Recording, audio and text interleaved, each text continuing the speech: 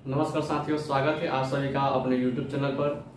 तो आज हम इस सेशन में बात करने वाले हैं बिहार के मैप को लेकर के, बिहार के नक्शा को लेकर के, जहां से बहुत सारे क्वेश्चंस 5-6 नंबर का क्वेश्चन पूछ दिए जाते हैं बीपीएससी में या दरोगा में या और भी जितने भी बिहार एसएससी से संबंधित जितने भी एग्जाम्स होते हैं उसमें।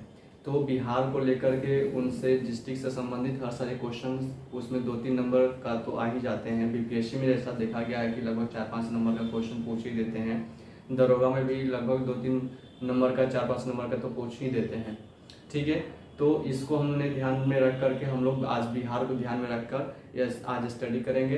तो सबसे पहले इसको हम देखेंगे कि इसको एक पर्टिकुलरली इसका मैप होता है कैसे है, किस आकार का होता है, इसका विस्तार क्या है, इसकी स्थिति क्या है, सारा चीज़ हम लोग आज इन डिटेल करने वाले हैं। तो चलिए आगे हम देखते हैं इसके मैप को हम लोग थोड़ा बहुत ध्यान में रख लेंगे। तो मैप हम यदि यहाँ पे हम क्लियर कर लेते हैं,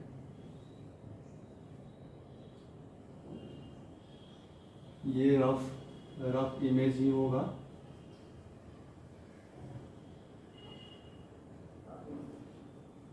ये आपका रफ इमेज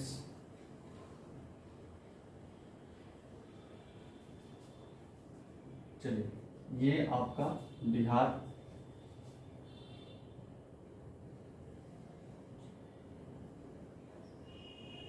हो गया। इसमें आप करना ये बिहार का मैप एक तरह से देखा जाए तो ये क्या है, ये रेक्टेंगल शेप में है। ठीक है, ये क्या है, रेक्टेंगल शेप में है। तो इसको ध्यान रखिएगा, बिहार की आकृति कैसी है तो रेक्टेंगल शेप में होती है। चलिए इसको हम यहाँ से क्लियर कर दें थोड़ा बहुत।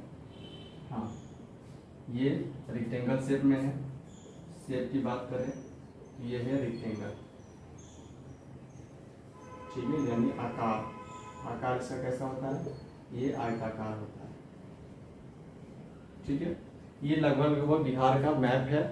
अब हम लोग देखते हैं कि भारत में इसकी स्थिति कहाँ पे है। तो यहाँ पे हम लोग उसको देख लेते हैं।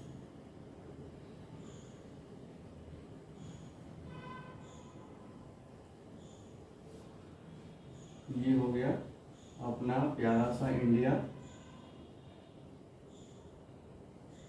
चलिए उसके बाद से हम लोग देखते हैं कि बिहार की स्थिति कहाँ पर है। चलिए, ये इसको हम भारत को 2 भाग में बांटते हैं। जो ये पूरब हो गया, ये हो गया पश्चिम, यानी ईस्ट वेस्ट। यहाँ से हम 2 बराबर भागों में बांटेंगे। जो ये हो जाएगा नॉर्थ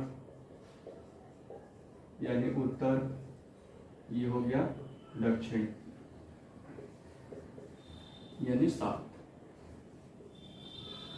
ठीक है, बिहार यहाँ पे एग्जिस्ट करता है।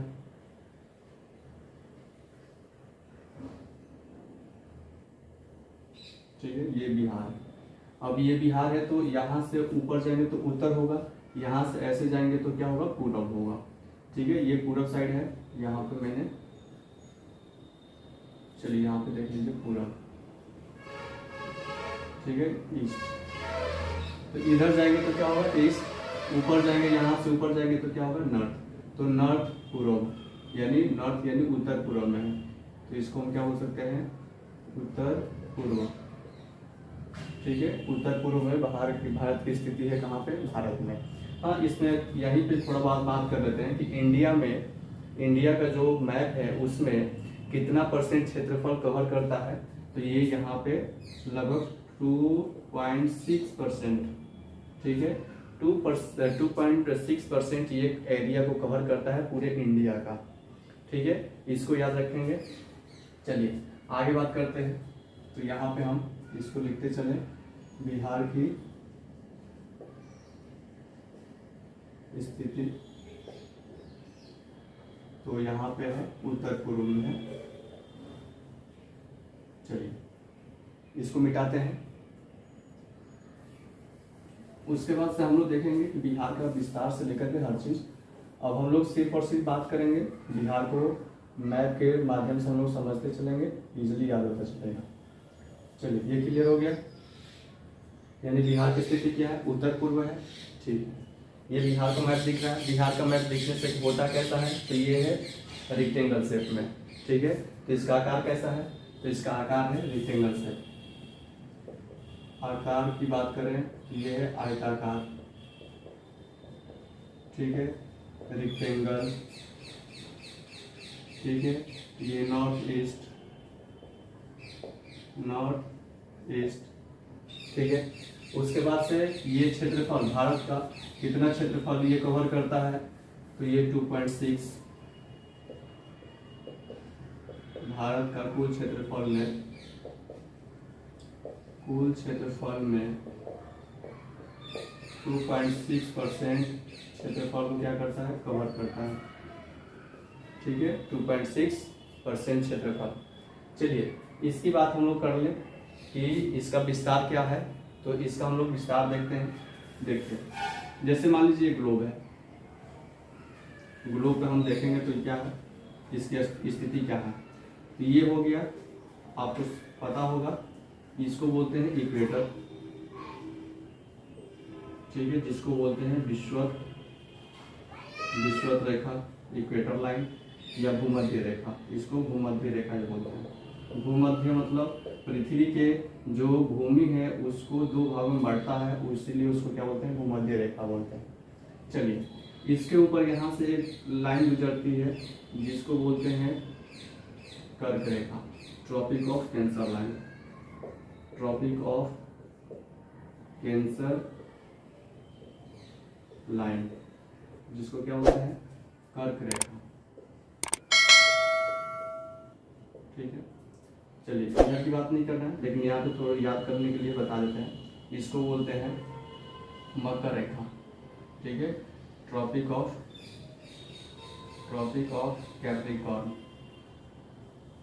कैप्रिकॉर्न, जिसको बोलते हैं मकर रेखा। ठीक है, चलिए हम लोग बात कर रहे हैं यहाँ पे।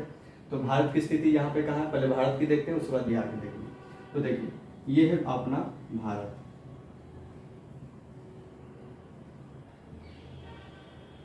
ये है भारत। ठीक है, ये है भारत। अब यहाँ पे ध्यान से देखिएगा कि ये जो लाइन गुजर रहा है, हमारा भारत बिहार की स्थिति यहाँ पे है। तो इसका मतलब ये 23.5 डिग्री पे है।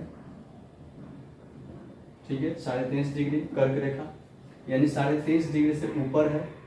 तो 23.5 डिग्री ऊपर है, तो इसका मतलब कि ऊपर जाएंगे तो बिहार की स्थिति कहाँ पे मिलेगा, तो बिहार की स्थिति आपको हम बता दें। मान लीजिए ये बिहार है, तो ये नीचे वाला पड़ेगा आपका 24 डिग्री 20 मिनट।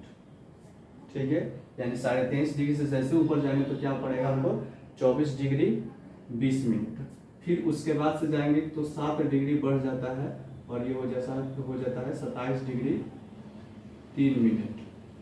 ठीक है, यानी इसके ऊपर ये क्या करता है, एग्जिस्ट करता है। समझ आ गया। यानी भारत की ये बिहार की मतलब भारत में बिहार की स्थिति और यहाँ पे उसका विस्तार देख रहे हैं, तो ये हो गया अक्षांशीय विस्तार। ठीक है,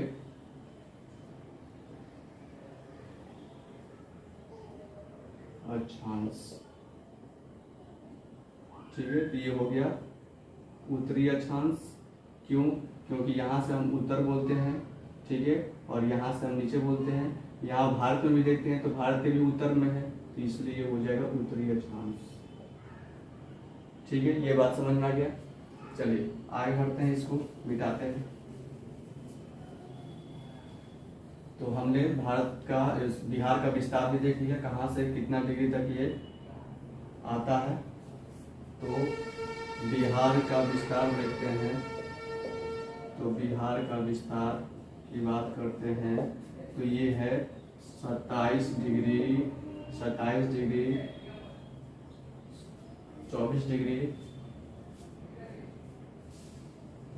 24 डिग्री।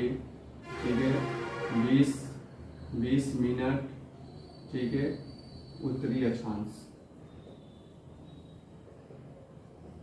चलिए उसके बाद से 27 डिग्री 3 मिनट उत्तरी अक्षांश। समझ आ गया। उसके बाद से हम लोग अब ऐसे भी देख ले थोड़ा बहुत, ठीक है। तो ऐसे क्या होता है, तो यहाँ पे हम लोग इसको समझते हैं। जैसे मान लीजिए ये बिहार है, ये मान लो बिहार है, तो ये वाला तो हम लोग देख लिए, ये वाला इसको देखते हैं, इसको हम लोग देखते हैं, ठीक है। तो ये वाला हम लोग देखेंगे सबसे पहली बार। चलिए तो यहाँ पे देखते हैं, ये है 83 डिग्री 19 इंच, 83 डिग्री 19 इंच। और इधर जाएंगे तो बढ़ेगा नहीं, तो ये हो जाएगा 88 डिग्री, ठीक है, 88 डिग्री 7 मिनट, ठीक है, 88 डिग्री 7 मिनट। ये बात हम लोग देख लिए। तो यहाँ से हम लोग देख सकते हैं कि 83 डिग्री 19 मिनट पूर्वी देशांतर, ठीक है। उसके बाद से यहाँ पे 88 डिग्री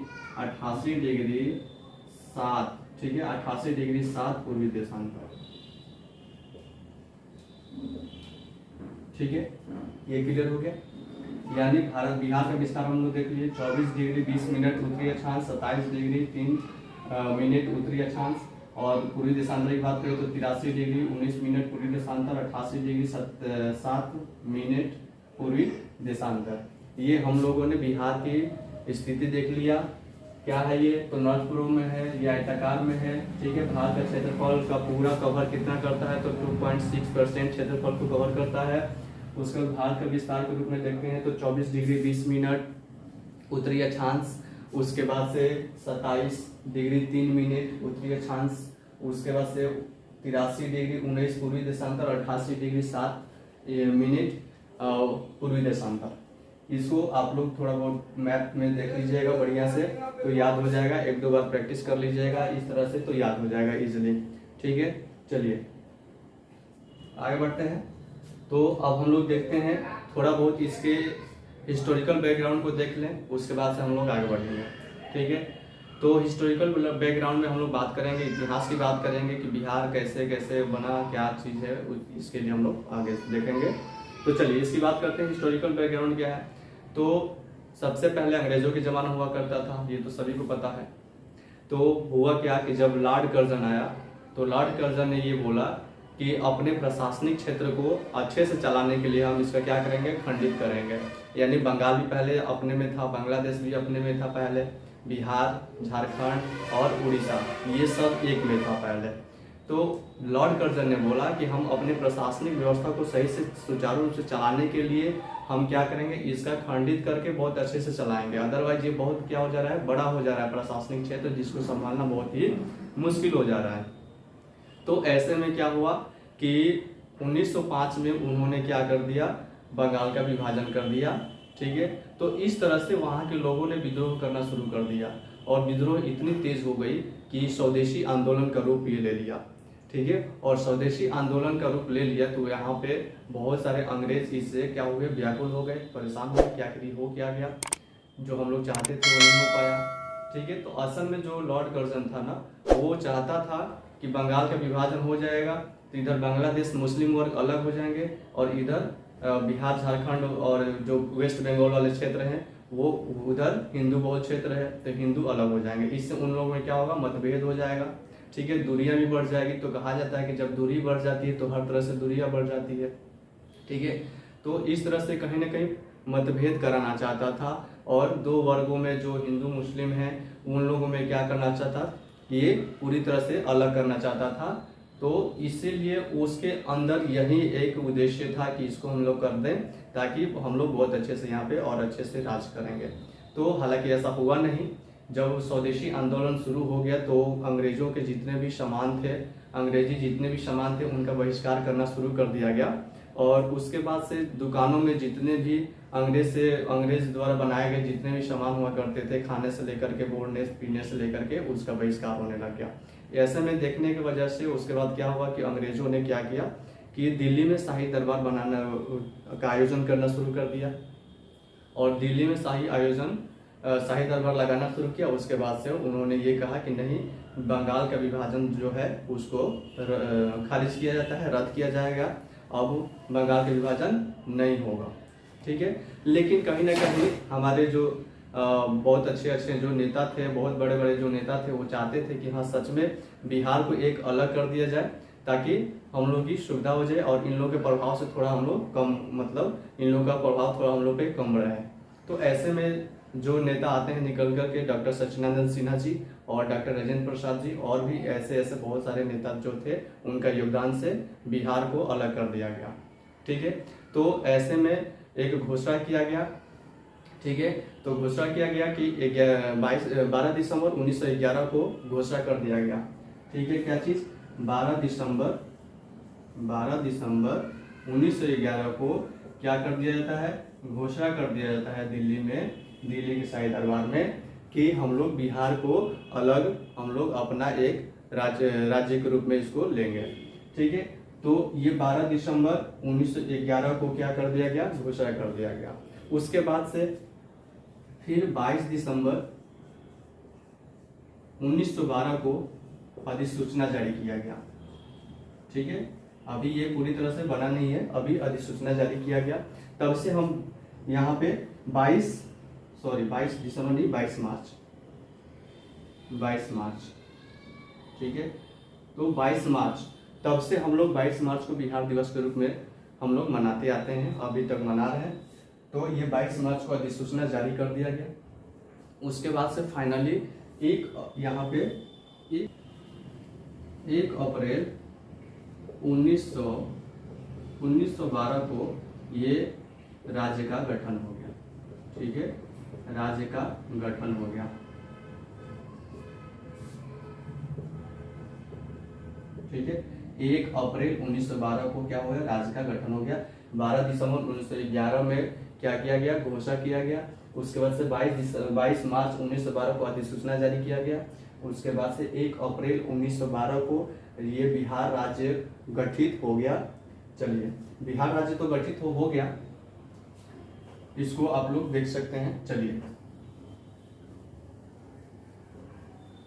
बिहार राज्य तो गठित हो गया। बिहार राज्य गठित होने के उपरांत बिहार के साथ साथ राज्य आए झारखंड, वेस्ट बंगाल। ठीक है, बिहार के साथ झारखंड आ गया और उड़ीसा आ गया। देखते हैं, जैसे हम यहाँ पे रफ फिगर भी बना रहे हैं,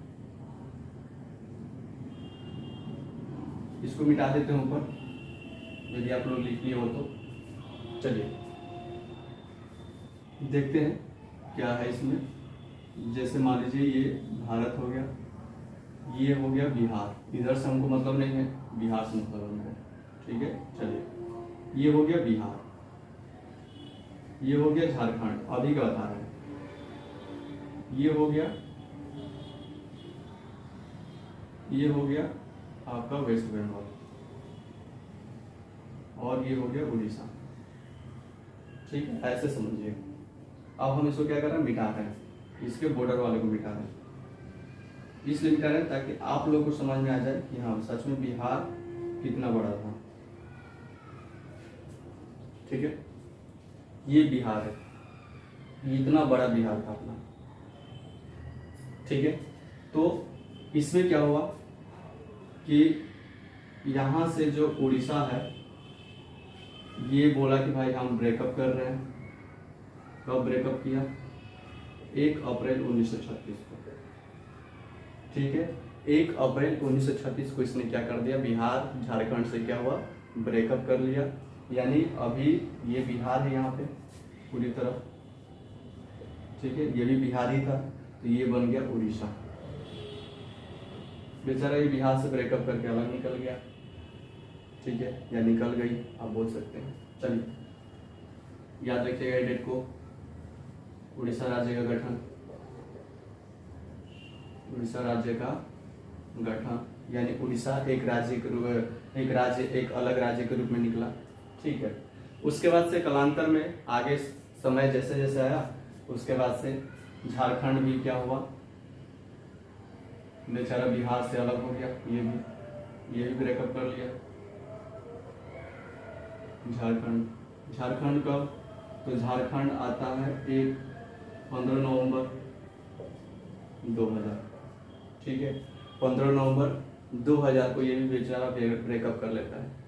ब्रेकअप करने से बिहार की स्थिति ये होती है कि बिहार में जितने भी खनिज लवण थे, जितने भी पठार वगैरह थे, जितने भी पहाड़ वगैरह थे, अब वो चले गए कहाँ पे, झारखंड में, ठीक है। इससे पहले उड़ीसा ने तो बहुत हमारे खजाने को ले लिया, ठीक है, यानी बहुत सारे खजाने इसके अंडर में चले गए। जो भी बचा था झारखंड ले लिया, बच गए बिहार को कंगाल कर दिया। बिहार में कुछ नहीं बचा, कोई उद्योग धंधे, कोई भी खनिज ये उतने अच्छे लेवल पे नहीं मिले, ठीक है। यानी झारखंड में बहुत आजकल आप लोग देख सकते हैं कोयला का खान, ठीक है, फिर से छोटा नागपुर का पठार, रांची का पठार, पलामू का पठार, ये सब कहाँ है, ये सब झारखंड में है। यहाँ पे भी बहुत अच्छे अच्छे मिनरल्स मिलते हैं, बहुत सारे यहाँ पे खदान से हैं। तो इसलिए ये बिहार से अलग हो जाने की वजह से बिहार की स्थिति क्या हो गई, दयनीय हो गई, ठीक है। आज भी हम लोग देखते हैं तो उड़ीसा और झारखंड से ज़्यादा हम लोग उतना खनिज के मामले में डेवलप नहीं हो पाए हैं, ठीक है। तो इस तरह से अपनों ने ही अलग हो करके अब उनको दिक्कत कर दिए, ठीक है। तो इसलिए यहाँ पे उड़ीसा और झारखंड की भी कहानी हम लोग देख लिए कि उड़ीसा कैसे अलग हुआ, झारखंड भी अलग कैसे हुआ, समझ में आ गया। चलिए इसको भी लिख देते हैं यहाँ पे थोड़ा बहुत, ये इसका गठन वर्ष लिख देते हैं यहाँ पे भी, ताकि आप लोगों को एक बार में ही याद हो जाए। ये 1 अप्रैल 1936 और 15 नवंबर 2000 को ये गठित हो गया था। और ये बिहार का हम लोग देखते हैं तो बिहार का यहाँ पे 1 अप्रैल 1912, ठीक है, 1 अप्रैल 1912, तो याद रखिएगा 1 अप्रैल 1912, 1 अप्रैल 1936, उसके बाद से 15 नवंबर 2000 में, समझ में आ गया। चलिए अब हम लोग देख लें कि इसके जो हमारे बिहार राज्य है उसके चौहद्दी की बात कर लेते हैं, ठीक, चौहद्दी की बात कर लेते हैं। तो यहाँ पे देखते हैं इसके उत्तर में है नेपाल, ठीक है, ये है उत्तर दिशा, उत्तर होगा तो ये दक्षिण होगा, ये पूरब होगा, ये पश्चिम होगा, ठीक है, नॉर्थ, साउथ, ईस्ट, वेस्ट। चलिए तो इधर ऊपर आपका नेपाल हो जाएगा, नीचे हो जाएगा झारखंड, इसको हम मिटा रहे हैं, झारखंड, इधर हो जाएगा नेपाल तो है नहीं, पूरब में हो जाएगा आपका वेस्ट बंगाल,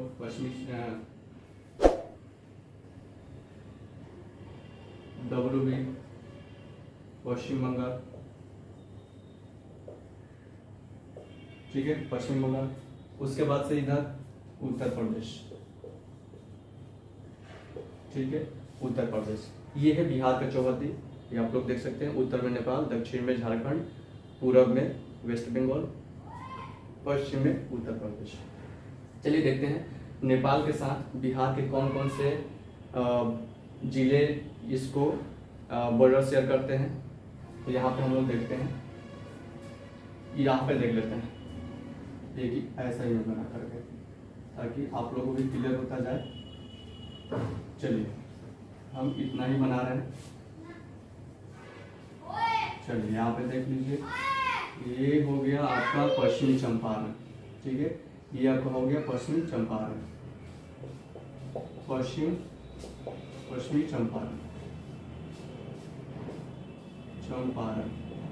पश्चिमी चंपारण के बाद पूर्वी चंपारण, ठीक है, यहाँ पे पूर्वी चंपारण, उसके बाद से पूर्वी चंपारण के बाद से हम लोग देखते हैं सीतामढ़ी,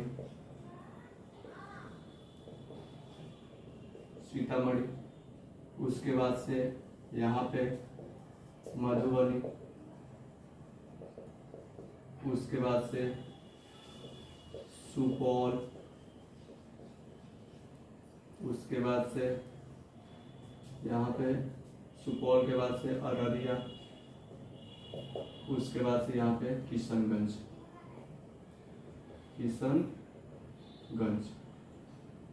ठीक है, चलिए आगे बढ़ते हैं। ये हो गया पश्चिमी चंपारण, पूर्वी चंपारण, सीतामढ़ी, मधुबनी, सुपौल, अररिया, किशनगंज।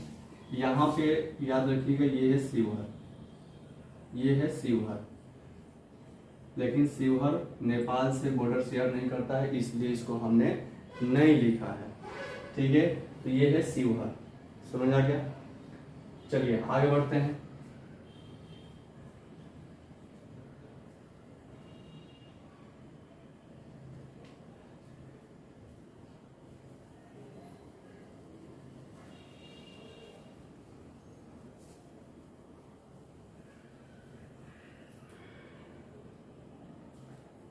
पहले लिख ले, उसके बाद से हम लोग आगे बढ़ेंगे। यहाँ पे नेपाल से, तो यहाँ पे लिख देते हैं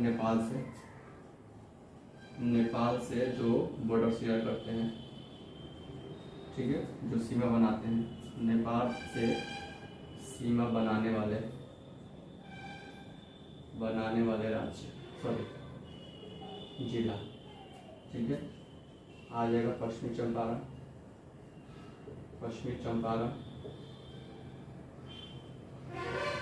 उसके बाद से पूर्वी चंपारण, उसके बाद से आ जाएगा सीतामढ़ी, उसके बाद से सीतामढ़ी के बाद से मधुबनी, उसके बाद से मधुबनी के बाद से आ जाएगा सुपौल, सुपौल के बाद से आ जाएगा अररिया, उसके बाद से किशनगंज। ठीक है, ये हो गया आपका। आगे बढ़ते हैं, ये हो गया नेपाल से, ये हो गया नेपाल से। ठीक है, आगे बढ़ते हैं। यही बात कर लेते हैं उत्तर प्रदेश से कौन कौन बॉर्डर शेयर करता है। तो देखिए पश्चिमी चंपारण तो है ही, ये हो गया आपका गोपालगंज,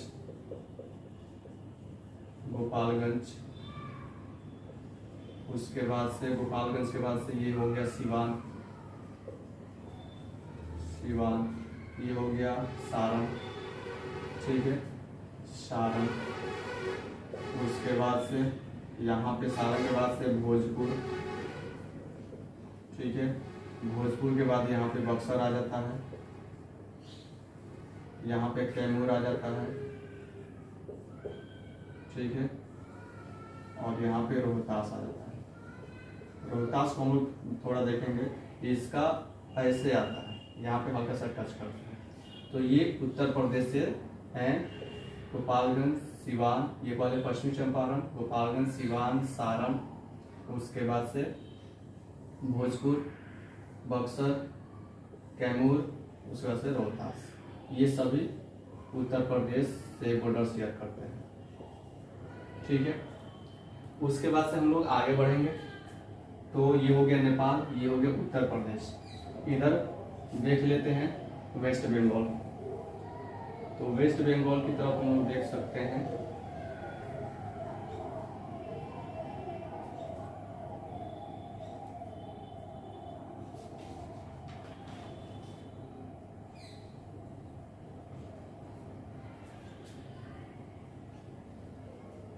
तो देखिए किशनगंज तो है ही, किशनगंज को यहाँ पे किशनगंज, उसके बाद से यहाँ पे पूर्णिया, किशनगंज, पूर्णिया, उसके बाद ये है कटिहार। ठीक है, इसका ये लास्ट है। उसके बाद से यहाँ से ये पश्चिम बंगाल में जो बॉर्डर शेयर करते हैं, किशनगंज, पूर्णिया, कटिहार, ये 3 जिले हैं। उसके बाद से झारखंड की बात करते हैं। तो झारखंड में हम लोग इसको थोड़ा मिटाना पड़ेगा। तो झारखंड की बात करते हैं, नेपाल देख लिए, उत्तर प्रदेश देख लिए, पश्चिम बंगाल देख लिए, और झारखंड देखें। झारखंड से कौन कौन से जिले बॉर्डर शेयर करते हैं, चलिए देखते हैं। झारखंड की बात है तो यहाँ पे हम लोग देख लेते हैं, ये हो गया रोहतास वाला, उसके बाद से हम लोग ऐसे आ जाएंगे दक्षिण वाला। चलिए ये हो गया रोहतास,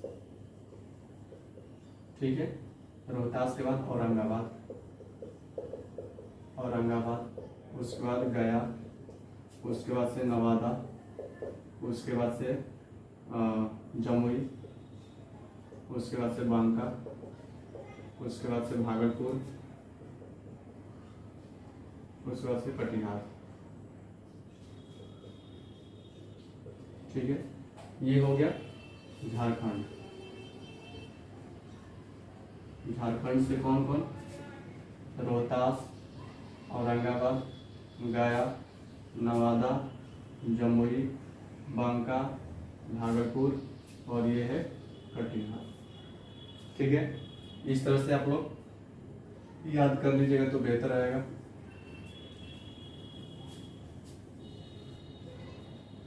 ठीक है, ये झारखंड की बात है। चलिए उसके बाद से हम लोग देखेंगे आगे हम लोग देखेंगे कि ऐसे जिले जो अलग कंट्री के साथ अंतर्राष्ट्रीय सीमा तो बनाते ही हैं, अंतर्राष्ट्रीय सीमा बनाने के बाद भी अंतर्राज्यीय सीमा बना रहे हैं कि नहीं बना रहे हैं। मतलब ऐसे जिले जो अंतर्राष्ट्रीय सीमा भी बनाते हैं और अंतर्राज्यीय यानी राज्य के साथ भी सीमा बनाते हैं। तो देखते हैं, चलिए ये हो गया किशनगंज, ये है नेपाल, नेपाल के साथ भी बॉर्डर शेयर करता है। और यहाँ पे आपका उत्तर प्रदेश, ठीक है, ये एक जिला हो गया। इधर आते हैं तो ये हो गया आपका किशनगंज, किशनगंज भी नेपाल के साथ, और ये पश्चिम बंगाल, ठीक है, ये पश्चिम बंगाल। यही दो ऐसे जिले हैं, ठीक है, जो एक अंतर्राष्ट्रीय सीमा बनाते हैं, एक अंतर्राज्यीय सीमा बनाते हैं, एक अंतर्राष्ट्रीय सीमा बनाते हैं, एक अंतर्राज्यीय सीमा बनाते हैं। तो बिहार के ऐसे दो जिले हैं जो सिर्फ और सिर्फ अंतर्राष्ट्रीय और अंतर्राज्यीय जिला, अंतर्राष्ट्रीय और अंतर्राज्यीय सीमा बनाते हैं। बाकी सभी या तो ये सिर्फ कंट्री से बना रहे होते हैं या सिर्फ ये राज्य से बना रहे होते हैं, ठीक है। ये जितने भी जिले हैं ये सब राज्य से बना रहे होते हैं। इधर यदि हम इन लोगों को देखें तो ये सिर्फ और सिर्फ राज्य के साथ बनाते हैं और ये सिर्फ अंतर्राष्ट्रीय सीमा बनाते हैं। अंतर्राष्ट्रीय सीमा के साथ साथ अंतर्राज्यीय यानी राज्य के साथ भी सीमा बना रहे हैं तो सिर्फ और सिर्फ ये दो, किशनगंज और पश्चिमी चंपारण। ये है पश्चिमी चंपारण, क्लियर। चलिए आगे बढ़ते हैं। अंतर्राष्ट्रीय सीमा के साथ साथ अंतर्राष्ट्रीय अंतर्राज्यीय सीमा भी हो गया। उसके बाद से क्या देखते हैं, तो आगे हम लोग देखेंगे दो राज्यों के साथ कौन कौन से जिले बॉर्डर शेयर करते हैं, ठीक है। तो यहाँ पे हम लोग देख सकते हैं, जैसे ये हो गया, ये हो गया रोहतास, साउथ की बात कर रहे हैं, ठीक है। ये उत्तर प्रदेश से भी बॉर्डर शेयर करता है और ये झारखंड से भी शेयर करता है, ठीक है। उसके बाद से इधर चलेंगे तो ये हो जाएगा कटिहार, पश्चिम बंगाल से भी करता है, ठीक है, पश्चिम बंगाल से भी करता है और इधर झारखंड से भी करता है, ठीक है। चलिए आगे बढ़ते हैं। यहाँ पे आप लोग ओवरव्यू देख सकते हैं ताकि पूरी मैप कंप्लीटली क्लियर हो जाए। तो ये दो राज्यों के साथ साथ कौन कौन, रोहतास और रोहतास उत्तर प्रदेश के साथ, झारखंड के साथ, कटिहार पश्चिम बंगाल के साथ, झारखंड के साथ, ठीक है। दो राज्यों के साथ, मतलब दो राज्यों के साथ जो सीमा बनाते हैं। तो बिहार के सिर्फ दो ही जिले हैं, कौन कौन, तो रोहतास और कटिहार। और अंतर्राष्ट्रीय सीमा जो बनाते हैं, अंतर्राष्ट्रीय सीमा के साथ साथ अंतर्राज्यीय सीमा बनाते हैं, तो वो थे ये पश्चिमी चंपारण और ये है किशनगंज, क्लियर हो गया। चलिए उसके बाद हम बात करते हैं ये आप लोग याद रखते चलिएगा और मैप के सहारे इसको एक दो बार प्रैक्टिस कर लीजिएगा तो याद हो जाएगा। इसमें कोई रॉकेट साइंस नहीं है, ठीक है, सिर्फ प्रैक्टिस चाहिए। प्रैक्टिस हो जाएगा तो सब एक बार में याद हो जाएगा। चलिए आगे बढ़ते हैं। तो हम लोग इसमें हम देखेंगे प्रमंडल, ठीक है, क्या देखेंगे, प्रमंडल। प्रमंडल कितने हैं ये सारा चीज हम लोग देखेंगे।